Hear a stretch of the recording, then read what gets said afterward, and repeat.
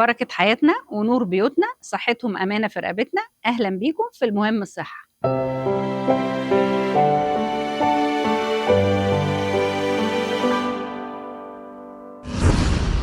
إيه الأكلات اللي بتخلّي الهضم أسهل؟ سؤال مهم جدًا. طبعًا إحنا مهم نقدّم لكبار السن أكلات تريّح معدتهم وتريّح القولون، عشان طبعًا كبار السن بيبقوا عُرضة أكتر للإمساك وعُسر الهضم. فمن الأكلات اللي بتخلّي الهضم أسهل الشوربة بكل أنواعها، زي مثلًا شوربة الخضار، شوربة العدس، شوربة الفراخ اللي هي تبقى معمولة خفيفة كده. ده الحاجات دي فيها ألياف وفيها بقوليات بتخلّي الهضم أسهل عند كبار السن. الحاجة التانية ممكن برضه نقدّم لهم الفواكه الطرية، زي الموز مثلًا، الجوافة، الكمثرى، الكيوي. الحاجات دي فيها ألياف برضه بتخلّي الهضم أسهل عند كبار السن. مهم جدًا يشربوا برضه كمية سوايل كويسة، ناخد على الأقل 2.5 ل3 لتر مَيّة وسوايل يوميًا. الحاجة التانية برضه الألبان، اللبن الرايب الزبادي واللبن الرايب فيه مادة اسمها probiotic اللي هي البكتيريا النافعة، دي بتحسّن الهضم وتقلل فرصة حدوث إمساك وتخلّي الهضم أحسن عند الكبار.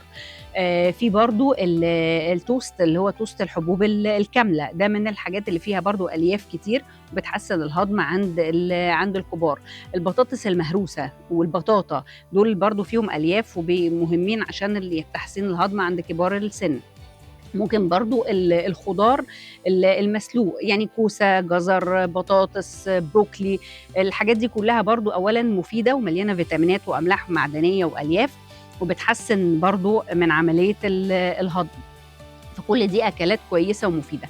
الأسماك برضه، السمك المشوي ده برضه كويس، خفيف على كبار السن. الفراخ برضه ممكن أعمل فراخ مسلوقة وياكلوها، من الحاجات الخفيفة واللي بتحسّن الهضم برضه عند الكبار.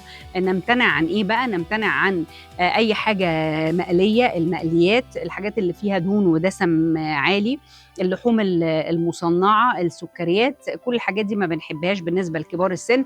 أي حاجة برضه مُعلّبة عشان بيبقى فيها نسبة صوديوم عالي، كل الحاجات دي الهضم بتاعها بيبقى صعب.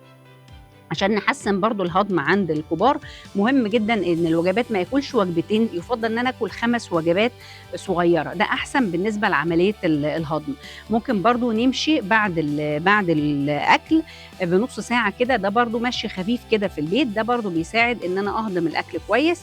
زي ما قُلنا ناخد مشروبات كويسة على مدار اليوم. مهم جدًا ما آكلش وبعدين أنام، عشان أمّا بناكل وننام على طول ده بيحصل ارتجاع لكبار السن وبيعمل لهم مشاكل كتير. باتمنى لكم حياة صحية خالية من الأمراض، ومستنية أسئلتكم واستفساراتكم في الcomments، واشوفكم في الحلقة الجاية على خير.